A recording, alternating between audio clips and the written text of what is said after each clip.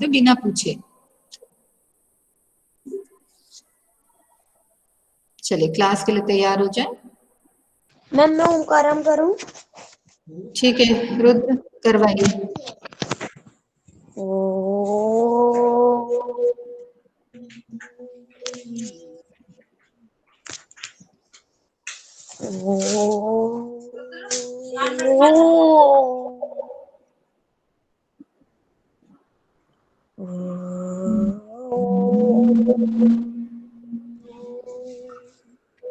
Sai Ram.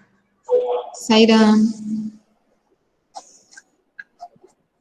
Okay ठीक है। तो प्रश्न आपको या तो आप क्लास में डायरेक्ट पूछ सकते हैं महाभारत से संबंधित जो आपको अध्याय दिया है, या फिर उसी का गूगल फॉर्म तैयार करके आप क्लास में गूगल फॉर्म दे सकते हैं। जिसको गूगल फॉर्म नहीं बनाना है वो सीधा प्रश्न पूछ ले क्लास में, जिसको गूगल फॉर्म बनाना है वो गूगल फॉर्म के द्वारा अपने दिए हुए चैप्टर पे 10 प्रश्न तैयार करके उस दिन लिंक पेस्ट कर दे। ठीक है, अब समझ में आ गया या किसी को अभी भी डाउट है? हम जिसको हमने सेंड किया इसके मार्क्स जब आ जाएंगे तब आपको देना है वो मार्क्स, हाँ आप मुझे सेंड कर देना। ठीक है ओके मैम। हाँ चलिए आज एक नया पार्ट शुरू करने वाले हैं हम लोग, भोर और बरखा। ठीक है, भोर का मतलब होता है सुबह। हाँ रुद्र। बरखा मतलब बारिश, बरखा का मतलब होता है बारिश। ठीक है, वर्षा। मैम आज जैन का बर्थडे है। हाँ बेटा मैंने विश कर दिया। ओके आप लोगों ने विश किया उसे? यस मैम, पहले वाली क्लास में कर दिया था। ओके ओके ओके बेटा। चलिए तो ये नया पाठ है, मीराबाई द्वारा रचित है, भोर और बरखा। ठीक है, सुबह और बारिश दोनों की बातें हुई है इसमें मीराबाई ने कृष्ण से जोड़ते हुए, क्योंकि कृष्ण की वो अनन्य भक्त थी, मतलब उनके जैसा कोई और भक्त नहीं हो सकता। अनन्य भक्त का मतलब, तो कृष्ण को ही उन्होंने सब कुछ मान रखा था और कृष्ण पे ही आधारित उनकी सारी चीजें होती थी। वो उनके प्रेमी भी थे, वो पति भी थे, वो जो भी मानना चाहे वो उसको मानती थी, उसी रूप में उसको उनको देखा करती थी। ठीक है, तो उसी के आधार पे उन्होंने ये लिखा हुआ है, ये जो पद्य हैं दोनों भोर और बरखा कृष्ण पर आधारित है। अब ध्यान देना, मैंने पीपीटी भी तैयार की शब्दों के अर्थ लिखने के लिए, वैसे मैं बीच बीच में बोलूंगी, आप चाहें तो पेंसिल लेके किताब में लिख ले। ठीक है, देखिए पहला है जागो बंसी वारे ललना। बंसी वारे मतलब बंसी वाले, ललना मतलब बेटा। हम लाल। लाल। जागो जग जाओ, मोरे मेरे, प्यारे मतलब दुलारे प्रिय। ठीक, रजनी बीती, रजनी का मतलब होता है रात। रात बीत भोर, गई। हाँ भोर भयो है, भोर सुबह हो गई है। घर घर खुले किवारे, किवारे का मतलब होता है दरवाजे। सबके दरवाजे, घरों के दरवाजे खुल गए हैं। हाँ ठीक है। गोपी दही मथत, गोपियां जो हैं वो दही मथ रही हैं, रई से दही से मक्खन निकालते हैं, उसको बोलते हैं मथना। उस प्रक्रिया को मथना बोलते हैं। यस जो मैम, एक आप लोग चम्मच उसको या रई फिर वो बोलते हो, उत्तर का भारत एक में उसको उपमान आता है। मथनी बोलते हैं। ठीक है, लकड़ी का बना हुआ रहता है, आजकल तो स्टील और प्लास्टिक की भी रई आपको दिखाई दे जाएगी यस मार्केट में। मैम, एल्युमिनियम की भी होती है। हाँ उस एल्यूमिनियम। घुमाते हैं तो वो बनने लगता है। हाँ मक्खन निकल आता है। मैम सुनिए, मैम उससे लस्सी भी बनाते हैं ना? हाँ पतला करने के लिए या एक सार करने के लिए, मतलब किसी भी चीज को अच्छे से मिक्स करने के लिए वो पुराना तरीका है। आज का तरीका क्या है, ब्लेंडर में चला दिया, मिक्सी में घुमा दिया, ठीक है तो फटाफट हो जाता है। लेकिन पुराने समय में ये काम सारे हाथ से होते थे, तो रई से सारे काम किए जाते थे। साग को घोटना है मतलब उसको मिक्स करना है, दाल को कोई कई लोग मिक्स करने के लिए या गाढ़ी बनाने के लिए कि दाल के दाने ना दिखाई दें, उसको भी वो लोग घोट देते हैं, रई से चला देते हैं, तो रई से वो पूरी एकदम मिक्स होके घुट जाती है। सुनियत है मतलब सुनाई देते हैं, सुनाई पड़ते हैं। कंगना कंगन, चूड़ियां। झनकारे आवाज, कंगन की आवाज। ठीक। उठो लाल जी फिर वही अपने पुत्र के लिए बोल रही है, लाल के लिए बोल रही है, बेटे के लिए बोल रही है। घोर भयो है, सुर नर ठाढ़े द्वारे। सुर मतलब असुर मतलब मैम दानव। दानव। तो असुर का उल्टा देवता। देवता। ठीक है, देवता यानी सुर। नर मतलब इंसान, नर मतलब आदमी को नहीं लिया है, इंसान को लिया है। ठीक है, देवता और इंसान ठाढ़े खड़े हैं, ठाढ़े खड़े खड़े हैं हैं। द्वारे, दरवाजे पे, द्वार पर। ठीक है, ग्वाल बाल, ग्वालों के बच्चे। ग्वाल बाल, मैम ग्वालों के आपने बच्चे। बोला था खड़े हैं, क्यों खड़े हैं वो लोग? अभी बताऊंगी, अभी तो अर्थ बता रही हूँ बेटा। ठीक है, अभी स्पष्ट करूंगी आपको। ठीक है, ग्वाल बाल, ग्वालों के बच्चे, बाल का मतलब बच्चे। सब करत कुलाहल, करत मतलब करते, कुलाहल मतलब शोर, कोलाहल से बना हुआ है। ठीक है, कोलाहल से कुलाहल, कोलाहल का मतलब होता है शोर। जय जय सबद उचारे, सबद यानी शब्द, और उच्चारे मतलब उच्चारण करना, बोलना, उच्चारण करना। माखन रोटी हाथ मह लीनी, हाथ मह लीनी में, लीनी मतलब पकड़े हुए हैं, ले रखी है। गौवन के रखवारे, गायों के, गायों की रक्षा करने वाले। गायों के रखवाले। गैयों की रक्षा करने वाले, गायों की रक्षा करने वाले रक्षक। मीरा के प्रभु गिरधर नागर, गिरधर नागर कृष्ण को बोला गया है, उनका नाम है। शरण आया को तारे, शरण मतलब शरण, शरण आया जो आ जाते हैं, को तारे मतलब उद्धार करना, तारे मतलब उसका शरण उतार देते, उद्धार करते हैं उसका। ठीक है, अब ध्यान देते हैं। ठीक है, अर्थ मैंने भी लिया हुआ है, तो आप बाद में उसका स्क्रीनशॉट भी ले सकते हैं। चलिए देखते हैं। जागो बंसी वारे ललना, जागो मोरे प्यारे, रजनी बीती भोर भयो है, घर घर खुले किवारे। गोपी दही मथत सुनियत है, कंगना के झनकारे। उठो लाल जी भोर भयो है, सुर नर ठाड़े द्वारे। ग्वाल बाल सब करत कुलाहल, जय जय सबद उचारे। माखन रोटी हाथ बलीनी, गौवन के रखवारे। मीरा के प्रभु गिरधर नागर, शरण आया को तारे। इसमें मीराबाई ने ब्रिज की भोर के बारे में बताया है। कहाँ की भोर? ब्रिज, ब्रिज भूमि की भोर के बारे में बताया है कि वहां की सुबह कैसी होती है, वहां सुबह क्या क्या काम होते हैं, या वहां की सुबह का वर्णन करते हुए उन्होंने बताया है। क्या बताया है कि माँ यशोदा सुबह सुबह अपने लाल को किस प्रकार से उठा रही हैं, क्या कहकर उठा रही हैं।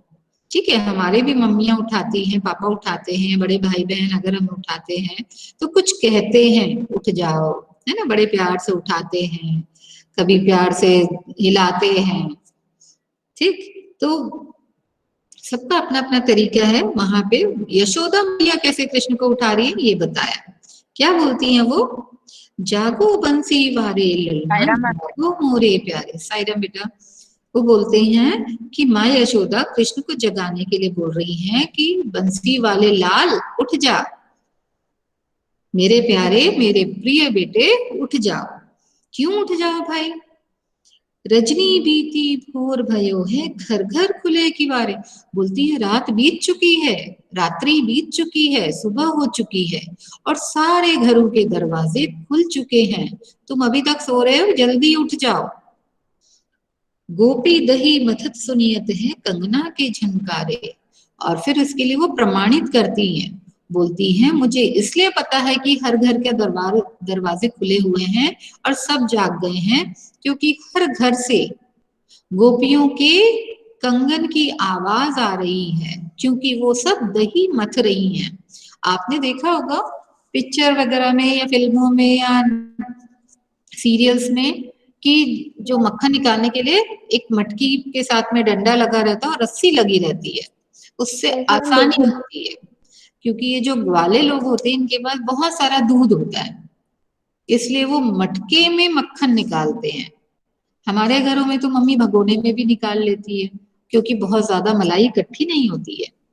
लेकिन जो बड़े बड़े जहाँ पे ये ग्वाले होते थे, उनके पास बहुत सारे गाय भैंस होती हैं, तो उनके पास दूध भी अधिक होता है, वो इसकी भी बिक्री करते हैं, मक्खन निकालकर घी भी निकालते हैं। तो इसलिए वो लोग बड़े बड़े मटकों में रई की मदद से रस्सी से निकालते हैं। जैसे आप लोग कुएं का पानी देखते हैं ना, कई कई गांव में पुली लगी रहती है, उससे पानी निकालने में आसानी होती है। उसी प्रकार से ये रई को जब रस्सी की मदद से घुमाया जाता है तो घुमाने में आसानी होती है, वरना आपके हाथ दर्द होने लगेंगे घुमाते घुमाते। ठीक, तो बोलती हैं कि मेरे पास प्रमाण भी है। क्या प्रमाण है?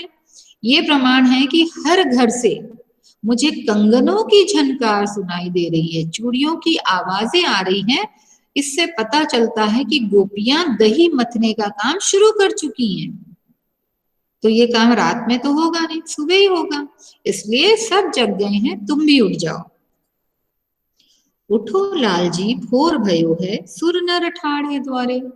अब वो बोलती हैं कि अब उठ जाओ, क्योंकि सुबह हो गई है और तुम्हारे दर्शनों के अभिलाषी, तुम्हारे दर्शन के प्यासे देवता और मनुष्य दरवाजे पे खड़े हैं कि तुम कब जाओ और कब तुम्हारे दर्शन हो।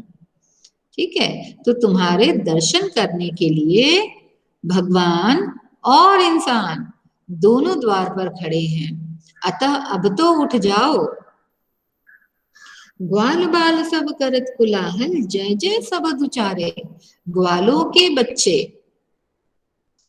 शोर मचा रहे हैं। क्या कह के शोर मचा रहे हैं? जय जय शब्द का उच्चारण करते हुए शोर मचा रहे हैं। कैसे शोर मचा रहे हैं? कैसे शोर? जय जय शब्द का उच्चारण करके। वेरी गुड, जय जय शब्द का उच्चारण करते हुए शोर मचा रहे हैं। माखन रोटी हाथ महीनी, गौवन के रखवाले। ठीक है, और उन सब के हाथों में क्या है? माखन और रोटी। कृष्ण को बहुत पसंद थी। ठीक है, तो बोलती हैं कि सारे ग्वालों के बच्चों के हाथ में माखन और रोटी है, जो गायों के रखवाले हैं, गाय चराने जाने के लिए तुम्हारा इंतजार कर रहे हैं।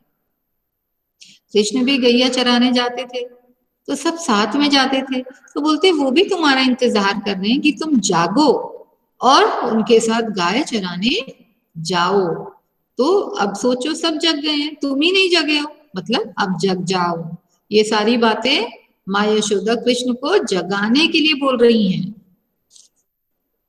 मीरा बोलती हैं, मीरा के प्रभु गिरधर नागर, जो कृष्ण हैं, जो मीरा के प्रभु हैं, वो क्या करते हैं? उनकी क्या विशेषता है? शरण आया को तारे, जो भी उनकी शरण में आ जाता है उसका उद्धार करते हैं, उसके जीवन को तार देते हैं, उसकी नैया पार लगा देते हैं, यानी उसके जीवन मरण के बंधनों से उसको मुक्ति मिल जाती है। तो कृष्ण उन सभी का उद्धार करते हैं जो उनकी शरण में आ जाते हैं। अब इसमें कोई डिफिकल्टी है किसी को? मैम लास्ट में समझ में नहीं आ रही। कौन सी बेटा? मैम ये मीरा के प्रभु गिरधर नागर, शरण आयो को तारे। हाँ, मीराबाई बोलती हैं कि जो मीरा के प्रभु गिरधर नागर है, यानी कृष्ण जो मीरा के प्रभु हैं। ठीक है, पुराने समय में जब भी कोई कुछ पद्य लिखते थे या दोहे या गीत लिखे जाते थे ना, उसमें जो कवि है वो अपने नाम डाल देते थे ताकि उसकी चोरी ना हो सके। ठीक है, कोई किसी के नाम पर कॉपीराइट जो बोलते हो ना, आज की डेट में जो कॉपीराइट होता है वो कॉपीराइट यही था। आप देखोगे रहीम के दोहे, कबीर के दोहे या ऐसे कविताएं पुराने जमाने के पुराने कवियों की देखोगे, तो इसमें इनका कहीं ना कहीं नाम रहता था। Yes ma'am. ताकि कोई इनकी जो ये लिखी हुई कविताएं हैं उनको ले ना पाए, अपने नाम से न ले ले, इसलिए इनके गानों में, इनके गीतों में, इनकी कविताओं में इनके नाम होते थे। जिसने भी उसकी रचना की है, रचनाकार के नाम होते थे। मीरा के प्रभु गिरधर नागर, मीरा के प्रभु जो हैं गिरिधर नागर यानी कृष्ण। Yes ma'am. कृष्ण हैं, उनकी शरण में जो भी आता है वह उनका उद्धार कर देते हैं, उनको तार देते हैं, उनको मोक्ष की प्राप्ति मिल जाती है, उनकी जीवन नैया से उन पार लगा देते हैं कृष्ण। ठीक यस है। मैम। शरण मतलब शरण में आने वालों का, शरण आया मतलब शरण में आने वालों का उद्धार कर देते हैं। और कोई Yes, डिफिकल्टी? मैं No, पूछ भी ma'am. सकती हूँ किसी से भी, ठीक है, इसलिए अभी डाउट हो तो क्लियर कर लो।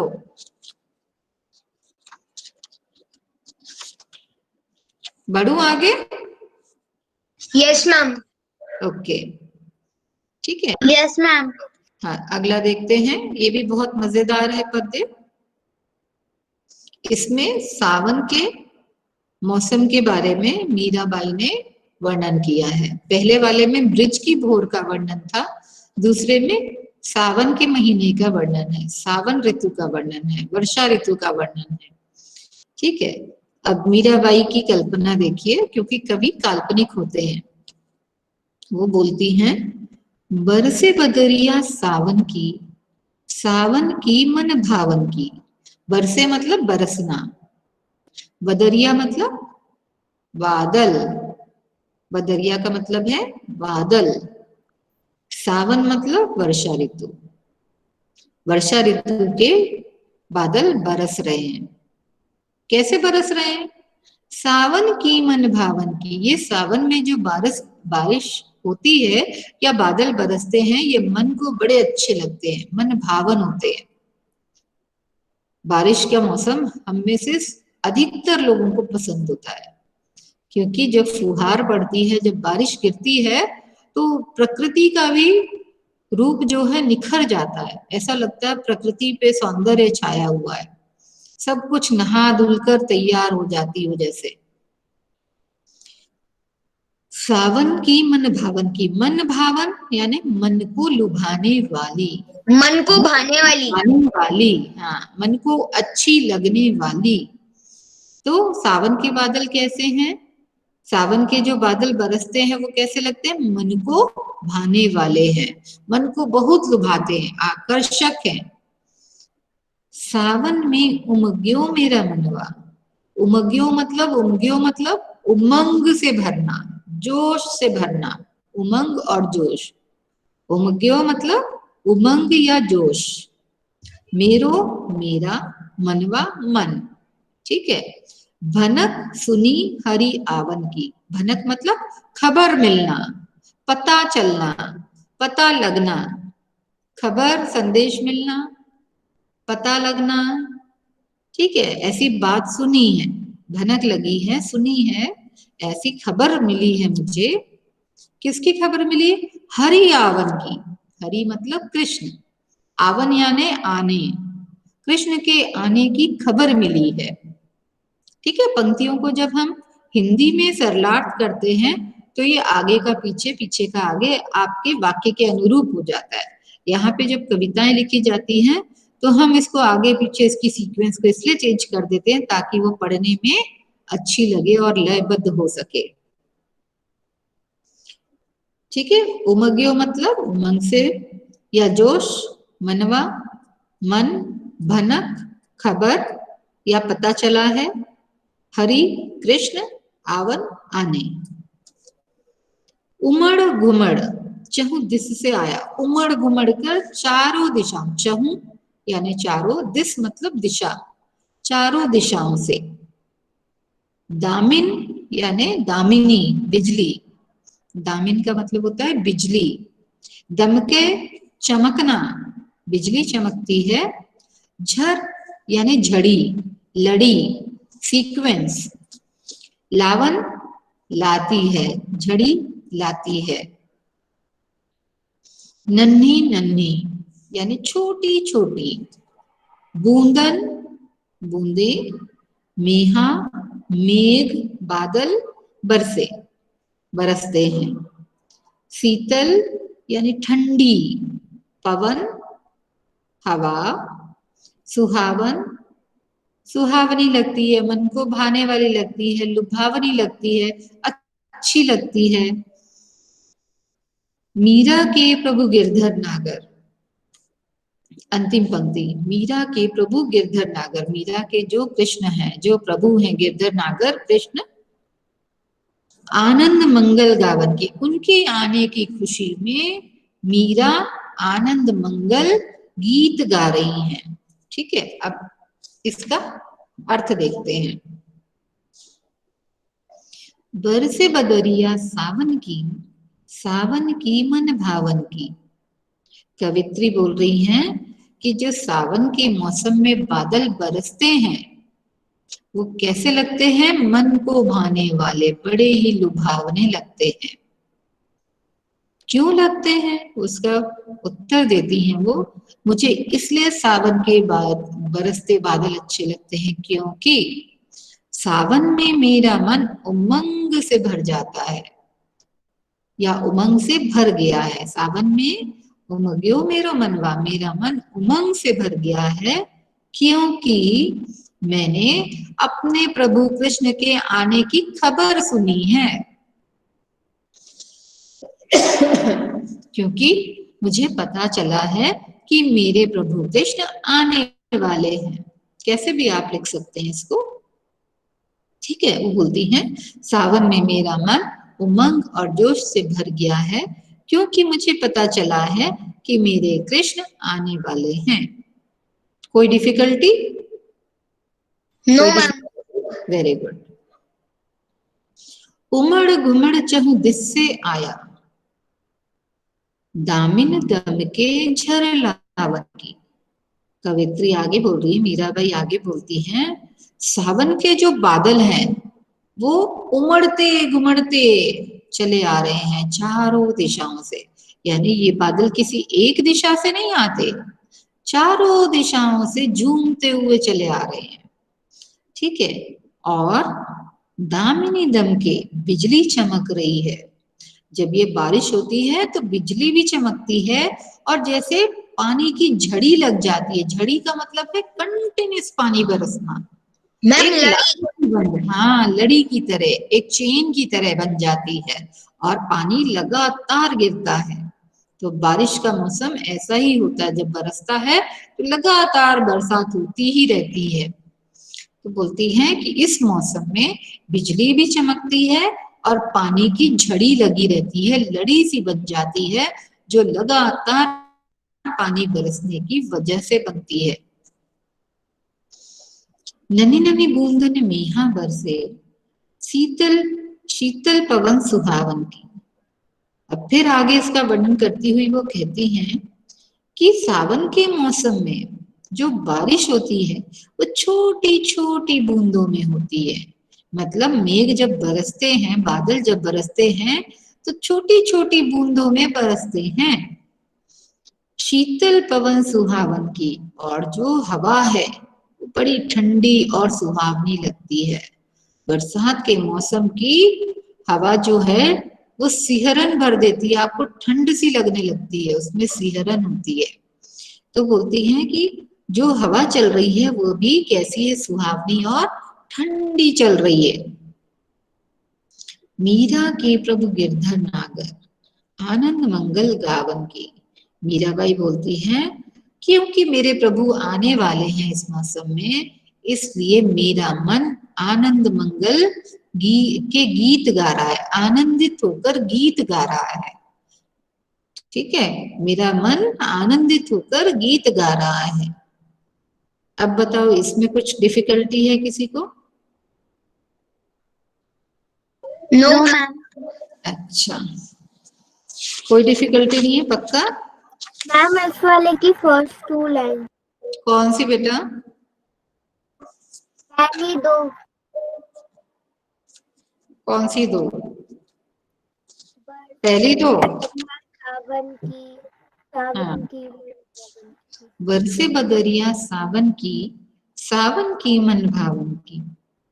इस पद्य में मीराबाई ने सावन ऋतु का वर्णन किया है। ठीक है, वो क्या बोलती हैं कि सावन के महीने में यानी वर्षा ऋतु में जो बादल हैं पानी बरसाते हैं, बरसते हैं, और ये सावन की ऋतु जो है मन को बड़ा ही भाने वाली होती है। मन को बहुत अच्छा लगता है इस ऋतु में, क्योंकि बारिश जब होती है तो खूब अच्छा सा महसूस होता है। और मीराबाई बोलती हैं कि उनको विशेष रूप से यह ऋतु इसलिए भी अच्छी लग रही है क्योंकि सावन के समय, वर्षा ऋतु के समय उनके मन में उमंग और जोश है, क्योंकि उनको खबर मिली है कि उनके प्रभु कृष्ण आने वाले हैं। क्लियर हुआ? Yes ma'am. ओके। और किसी को कोई डिफिकल्टी?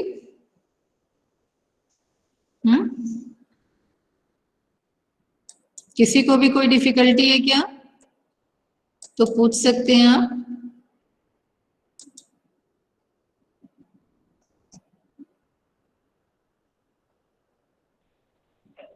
No ma'am. ओके, कोई डिफिकल्टी नहीं है। Very good.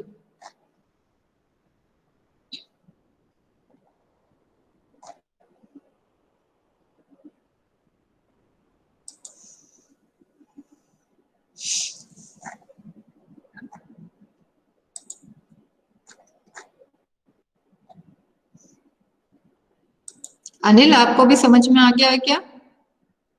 मैं फर्स्ट की 2 लाइन्स। फर्स्ट की 2 लाइन्स? Yes ma'am. इसको समझ में आ गया है? मैम वो 9-7 ही आई फर्स्ट। कौन सी? पढ़कर बताओ जरा।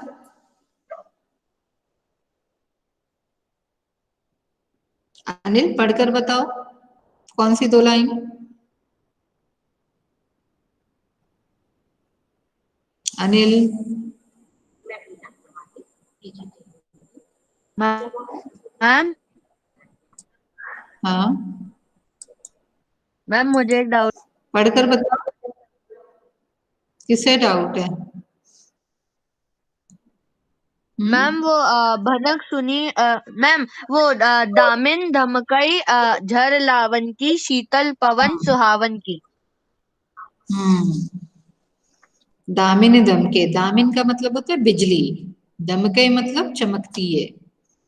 इस मौसम में बिजली चमकती है। झर लावन की, और पानी की झड़ी यानी बूंदे लगातार गिरती हैं जो एक चेन बना देती है, जड़ी बना देती है, लड़ी की तरह। आप सीरीज लगाते हो ना, दिवाली के समय में आप सभी ने सीरीज लगाई Yes, होगी। ma'am. तो ये क्या Yes, चेन जैसी बनी रहती है, लड़ी इसी को बोलते हैं।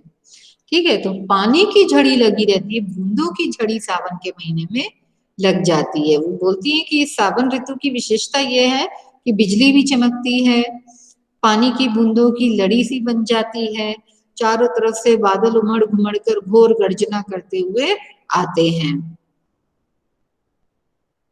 ठीक है, नन्ही नन्ही बूंदे और मेघ कैसे बरसते हैं? बादल बरसने का तरीका क्या? बादलों के बरसने का तरीका कि वो छोटी छोटी बूंदों में बरसते हैं, पर ये बूंदे लगातार गिरती हैं, इसलिए हमें लगता है कि ये चेन सी बन गई है। शीतल पवन सुहावन की, इस मौसम की एक और खास बात है कि इस समय में जो हवा होती है वो ठंडी होती है और मन को बहुत ही अच्छी लगती है, मन को बहुत भाती है। सुहावनी हवा, ठंडी ठंडी हवा बड़ी ही सुहावनी लगती है, मन को भाने वाली लगती है। अनिल, आपने पढ़कर नहीं बताया, कौन सी 2 पंक्तियां आपको समझ में नहीं आई? अनिल, फिर आपको पूरा ही पद्य समझाना पड़ेगा, मुझे नहीं पता है, मैं तो आपको ही बोलूंगी। चित्रांशी, समझ में आ गया? मैम हाँ बेटा। परम? मैम पहला पैराग्राफ यशोदा गा रही हैं और दूसरा पैराग्राफ मीराबाई गा रही हैं। नहीं, पहला भी मीराबाई ने ही गाया है, पर उन्होंने उसमें यशोदा जी के बारे में बताया कि यशोदा माँ कृष्ण को क्यों उठाती हैं, कैसे उनको उठाने के लिए वो क्या क्या करती हैं। ओके ठीक है, मैम। किसी को कुछ नहीं पूछना। वेरी गुड, कितनी अच्छी क्लास है मेरी, सब समझ गए है ना। चलो दीक्षा ऐप में क्या है ये देखते हैं फटाफट। दीक्षा ऐप से देखते हैं कि इसमें क्या दिया हुआ है, शायद आप लोगों को और भी अच्छे से समझ में आ जाए।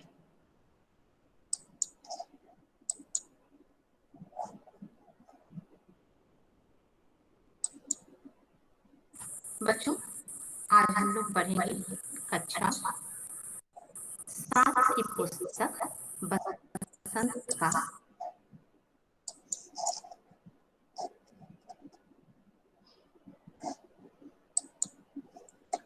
बेटा मैं अपना माइक म्यूट कर रही हूँ क्योंकि इको प्रोड्यूस हो रहा है, ठीक है।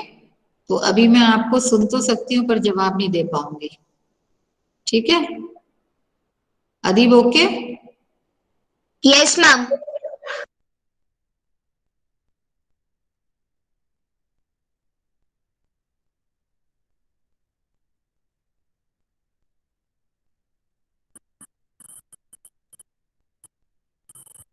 पाठ भोर और बरखा, जिसकी कवित्री हैं मीराबाई।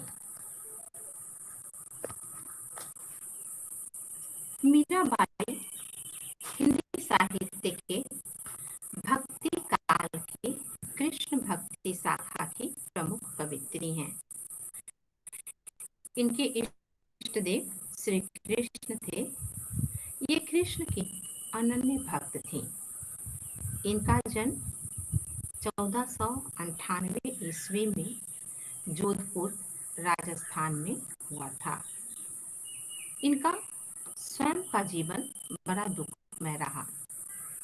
इनका विवाह उदयपुर के महाराणा कुंवर भोजराज के साथ हुआ था, जो उदयपुर के महाराणा सांगा के पुत्र थे। विवाह के कुछ दिन बाद इनके पति का स्वर्गवास हो गया। इन्हें पति के साथ सती करने का प्रयास किया गया, लेकिन मीरा इसके लिए तैयार नहीं हुई। पति के परलोकवास के बाद इनकी भक्ति दिन प्रतिदिन और भी अधिक बढ़ती चली गई। ये मंदिर में जाकर श्री कृष्ण की मूर्ति के आगे नाचती गाती रहती। यह सब राज परिवार को अच्छा नहीं लगता, अतः घर वालों ने इन्हें अनेक कष्ट दिए तथा विष देकर मारने की भी कोशिश की। परिणामतः घर वालों से परेशान होकर ये वृंदावन चली गईं और वहीं रहकर श्री कृष्ण की भक्ति करने लग गईं। बच्चों, आज हम लोग जो पाठ पढ़ने जा रहे हैं भोर और बरखा, इसमें मीराबाई द्वारा रचित 2 पद हैं। पहले पद में मीराबाई ने ब्रज प्रदेश के भोर अर्थात सुबह का वर्णन किया है और दूसरे पद में सावन के बादलों द्वारा बरखा का उल्लेख किया गया है। तो आइए अब हम पढ़ते हैं मीराबाई का प्रथम पद। जागो बंसी बारे ललना, जागो मोरे प्यारे, रजनी बेटी भोर भयो है, घर घर खुले किवारे, गोपी दही मथत सुनियत है, कंगना के झनकारे, उठो लाल जी भोर भयो है, सुरन ठाढ़े द्वारे, ग्वाल बाल सब करत कोलाहल, जय जय शब्द उचारै, माखन रोटी हाथ मलिनी, गौवन के रखवारे, मीरा के प्रभु गिरधर नागर, शरण आया को तारै। बच्चों, अब हम इस पद का भावार्थ जानेंगे। इस पद में मीराबाई ने ब्रज प्रदेश के सुबह का बड़ा सुंदर वर्णन किया है। ब्रज प्रदेश में सुबह हो गई है और माता यशोदा श्री कृष्ण को जगा रही हैं। क्या कहती हैं माता? जागो बंसी बारे ललना, अर्थात ऐ मेरे बंसी को धारण करने वाले लाल जाग जाओ। माता ने श्री कृष्ण को बंसी बारे ललना कहा है। बंसी बारे का अर्थ होता है बंसी को धारण करने वाला। श्री कृष्ण हमेशा बंसी बजाया करते थे, उनके हाथों में बंसी रहती थी, इसीलिए यशोदा ने उन्हें बंसी बारे ललना कहा है।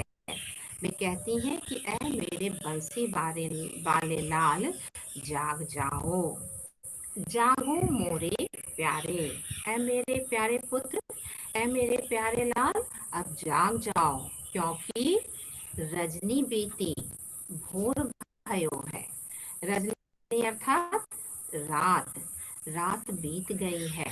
भोर भयो है, भोर यानी सुबह, सुबह हो गई है। घर घर खुले किवारे, और माता क्या कहती हैं कि ब्रज प्रदेश के हर घर के दरवाजे खुल गए हैं। पूरे पंक्ति का अर्थ है रजनी बीती भोर भयो है, घर घर खुले किवारे, अर्थात ऐ मेरे लाल अब तुम जाग जाओ, क्योंकि रात बीत गई है, सुबह हो गई है और हर घर के दरवाजे खुल गए हैं। आगे माँ कह रही है, गोपी दही मथत सुनियत है कंगना के झनकारे। वे कहती हैं देखो गोपियों ने दही मथना शुरू कर दिया है और उनके दही मथने से उनके हाथों में जो कंगन है उन कंगनों से सुंदर ध्वनि निकल रही है, उनकी झनकार सुनाई दे रही है। जब गोपियां हाथ में मथानी लेकर दोनों हाथों से दही मथती हैं तो उनके हाथों में जो कंगन है, उन्होंने हाथों में जो चूड़ियां पहन रखी है, उन चूड़ियों के आपस में टकराने से उनसे एक ध्वनि निकलती है। अतः माँ कह रही हैं कि गोपियों के दही मथने का काम प्रारंभ हो गया है और उनके हाथों के कंगन की झनकार साफ सुनाई दे रही है। आगे माँ कहती हैं, उठो लाल जी भोर भयो है, सुर नर ठाड़े द्वारे, ऐ मेरे लाल अब जग जाओ, क्योंकि सुबह हो गई है। सुर नर ठाड़े द्वारे, सुर यानी देवता, नर यानी मनुष्य। वे कहती हैं कि देवता और मनुष्य सभी दरवाजे पर खड़े हैं। किस लिए खड़े हैं? श्री कृष्ण के दर्शन करने के लिए। माँ कहती हैं कि ऐ मेरे लाल सुबह हो गई है, अब जाग जाओ, क्योंकि देवता और मनुष्य सभी तुम्हारे दर्शन करने के लिए दरवाजे पर खड़े हैं। ग्वाल बाल सब करत कोलाहल, जय जय शब्द उच्चारे। कोलाहल का अर्थ होता है कोलाहल यानी शोर। माता क्या कह रही हैं? ग्वाल बाल सब करत कोलाहल, यानी तुम्हारे जो बाल सखा हैं, ग्वाले के जो बच्चे हैं, वे सब क्या कर रहे हैं? कोलाहल कर रहे हैं, शोर मचा रहे हैं। कैसी कोलाहल कर रहे हैं? जय जय शब्द उच्चारे, यानी जय जयकार की ध्वनि कर रहे हैं। शब्द यानी शब्द, वे जय जयकार के ध्वनि का, शब्दों का उच्चारण कर रहे हैं, अर्थात तुम्हारी जय जयकार कर तुम्हें जगा रहे हैं। माखन रोटी हाथ मलिनी गौवन के रखवारे। आगे माता यशोदा कहती हैं कि ऐ मेरे कृष्ण, ऐ मेरे लाल जाग जाओ, क्योंकि गौ की रक्षा करने वाले जो तुम्हारे बाल सखा हैं, तुम्हारे साथ गौ चराने वाले जो तुम्हारे सखा हैं, उन लोगों ने क्या किया है?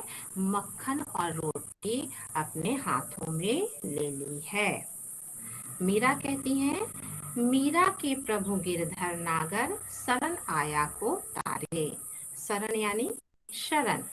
मीरा कहती है कि मेरे प्रभु गिरधर नागर हैं, अर्थात गिरी को धारण करने वाले हैं। बच्चों, आप जानते हैं एक बार श्री कृष्ण ने क्या किया था? ब्रज प्रदेश को इंद्र के प्रकोप से बचाने के लिए गोवर्धन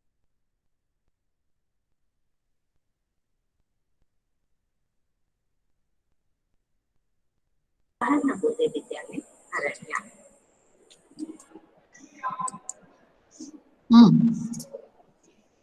कुछ समझ में आया? Yes ma'am. ओके, इसका घर में अभ्यास कर पाएंगे एक बार? Yes ma'am. वेरी गुड, घर में अभ्यास करेंगे ताकि जब हम परसों मिले तो इसमें जो भी जिसको भी डिफिकल्टी आई हो दूसरे बच्चे उसको बताएंगे। ठीक है, अगर किसी को एक चीज नहीं आई तो दूसरा उसको समझाएगा कि इसमें इसका अर्थ यह है। ठीक है, इससे आप भी पक्के हो जाएंगे। और यदि आपको अर्थ आ जाता है तो याद रखिए, अर्थ आ जाता है तो कोई भी प्रश्न आप कर सकते हैं। अर्थ आने का मतलब ये है कि आप कोई भी प्रश्न कर सकते हैं। यदि आपको समझ गया है, अगर आपको ये पाठ समझ में आ जाएगा तो आप कोई भी प्रश्न इस पर आधारित जो भी हो वो आप अच्छे से सॉल्व कर सकते हैं। ठीक है, चलिए, और कोई डाउट हो तो क्लियर कर लो, फिर क्लास एंड करते हैं हम। No ma'am. कोई डाउट नहीं है? जनरल आज तो बहुत बड़ी पार्टी होने वाली होगी ना?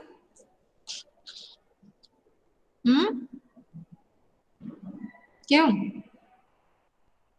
No ma'am. नो। चलो, मैं ये प्रश्न उत्तर की तैयारी से आएंगे, अगले क्लास में हम प्रश्न उत्तर भी सॉल्व कर लेंगे इसकी। ठीक है, और हो सकता है वीर कुंवर सिंह को हम शुरू कर लें। वीर कुंवर सिंह पाठ शुरू कर सकते हैं, इंट्रोड्यूस कर सकते हैं उसको। ठीक है, yes ma'am.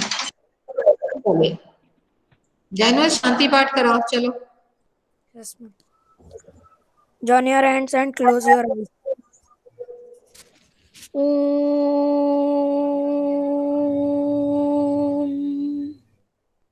Shanti Shanti Shanti.